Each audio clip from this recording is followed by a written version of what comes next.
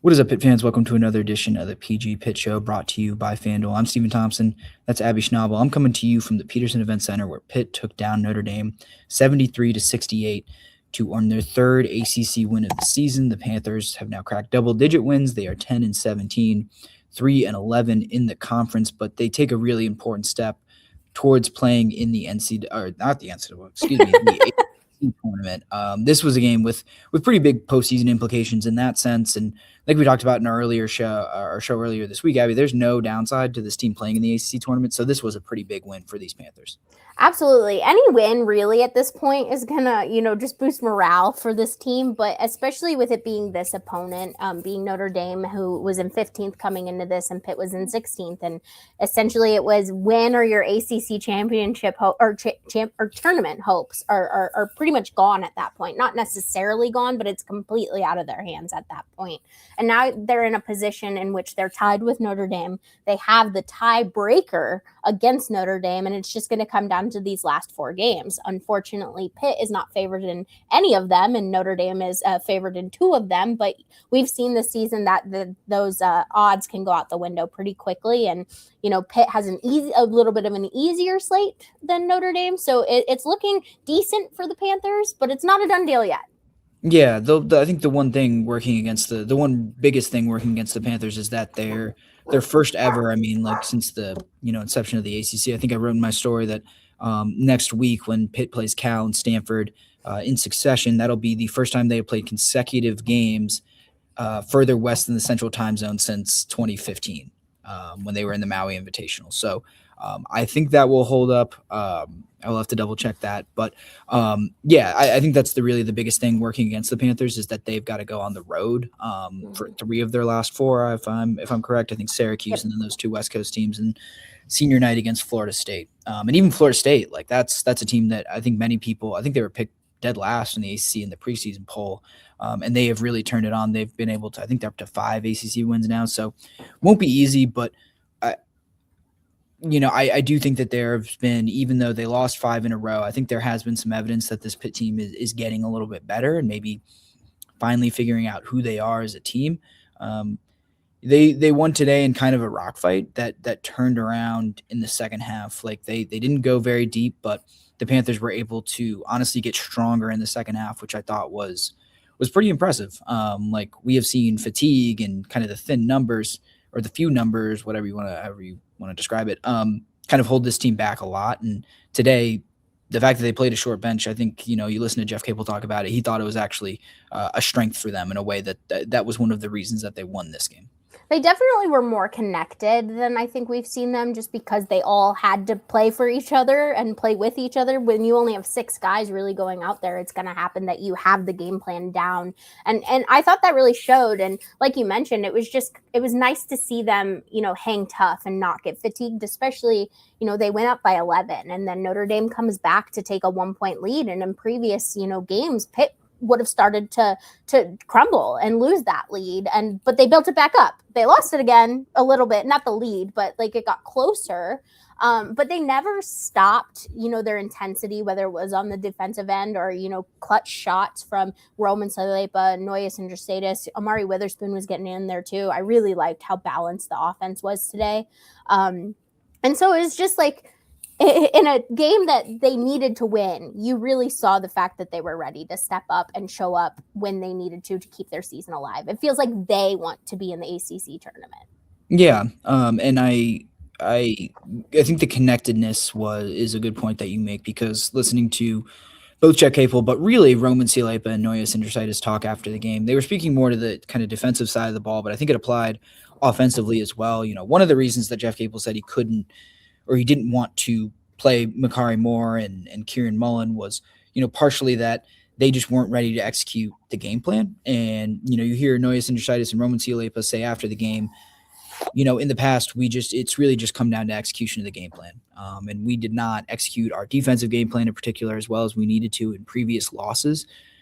This game they did. And they saw the results on the court of simply following the game plan. And so, we can move on to kind of the next part of this video. The next thing I want to talk about, like Jeff Capel was really complimentary of their defense in this game, particularly to end the first half, kind of down the stretch of the first half.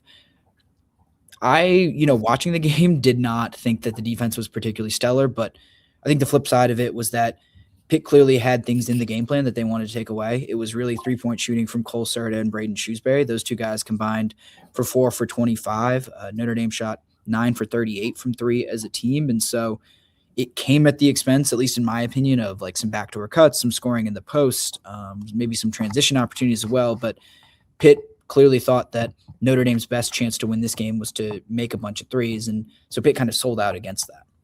Yeah, and I think it's worth noting that Notre Dame was without one of their two of their best players, but one more recently has been out, their star freshman. And so that plays a factor into it. But so they're able to key in on, maybe more of those, Shrewsbury being one of them, the other shooters. They're able to just key in a little bit more. I will say I thought the defense was good. I don't necessarily think it was like outstanding. I think Notre Dame got itself into some tricky positions because of the defense, and then also just wasn't making the best shot selections. But I do think it's important to note that this is it was the lowest Notre Dame has been held in the first half, and for a while there, it was looking like Pitt was going to be able to hold them under 60, which would have been only the third time this season. So there was elements there, and then also, Cole Serta finished with 16, but for a while there, he was having a really hard time getting shots. I want to say most of his points came in the second half of the second half. He had 35 last Saturday. So for the fact that they were able to take away his shot specifically, I thought that was huge for Pitt to keep it, to not only stay in it, but to win it, because he gets going, and he did toward the end, and it got dicey for a second there. But if he gets going earlier, it's probably a different game. So I will say, the defensive assignment on him specifically was key to this. Yeah, and Notre Dame made this a game late. Pitt fumbled one 11-point lead and then nearly fumbled and got it back, and then nearly fumbled another down the stretch there. Mm-hmm. But I think there were something like, close to 30 points scored in the final minute and a half of this game. Never really quite reached garbage time, but Pitt really did control this game for the most part. And, Serta certainly, but some other guys as well really poured it on when wasn't exactly a super when, I would say that Pitt had the win pretty comfortably in hand. They still did need to finish this out, and that's where the offense comes in. I believe Pitt made their last 6 field goals and then shot, close to 70, just a hair under 70% from the free throw line in the second half, I want to say. Let me double check that. Yeah, they were, if you're rounding up, 70% on their free throws in the second half, and made 2/3 of them for the game. But yeah, Pitt's defense was good enough, and I think would have looked better if not for kind of some of those last ditch points from the Irish to kind of make it a game. But I mentioned the offense, and really Pitt's ability to make shots down the stretch.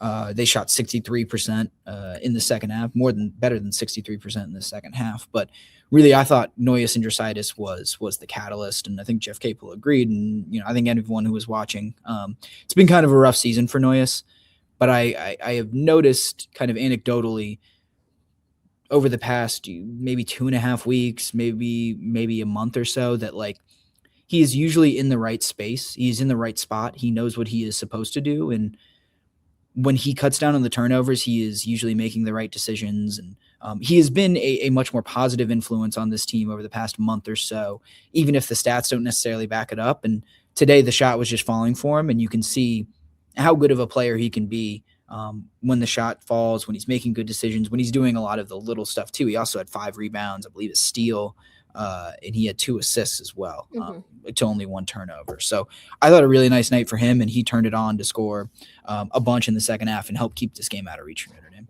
Yeah, 17 points total, and 13 of those in the second half. He just was hitting, it felt like he was hitting 3 after 3, and they were coming at key times too. After the first time Notre Dame took the lead in the second half, Pitt responded with a 10-0 run, and 8 of those points were Nojus. 2 free throws and back-to-back 3-pointers. It was just an impressive effort to see, because I know it's been a frustrating season for him. He's had games where he's been able to go off. I think about the Georgia Tech game. There's been some others there that he's been able to really, show what he's made of. And to have a career high today on arguably their most important game with the stakes being what they are, I think that's got to be huge for his confidence, especially because Pitt needs him. You don't have Brandon Cummings to come in and check out. And sure, we'll see Makari more a bit in the mix next week, but Pitt needs Nojus to have good minutes anytime he comes on the court. And seeing what he was able to do today, I'm optimistic that he'll be able to hold on for the rest of the season.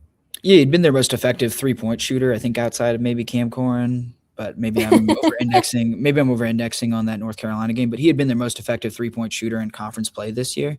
And so there is clearly something there. Like, I think he is certainly a useful player and someone that his feet continues to develop, because, Jeff Capel says it all the time that this is really the first time he's playing significant minutes at all in his college career. He is functionally a redshirt freshman. He's closer to that than he is a true sophomore.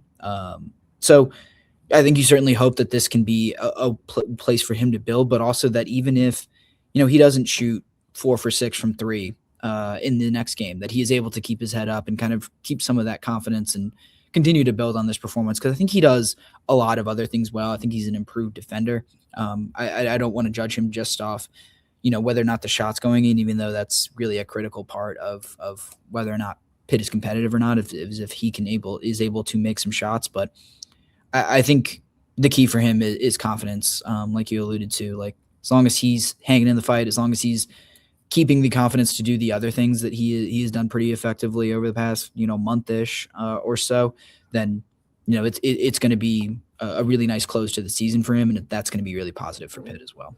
Yeah, and we'd be remiss to not mention, Roman Siulepa. Yep. We talk about him every week, it feels like, or every episode it feels like. But, I mean, when he drops 22 points, 7 for 10 shooting, 4 for 6 from the 3-point, 7 rebounds, 3 assists, 3 steals. Yes, he had 3 turnovers, but I mean, he's playing pretty significant minutes at this point. And I felt like the only time Pitt really, maybe struggled was when he was dealing with some of that foul trouble earlier in the second half.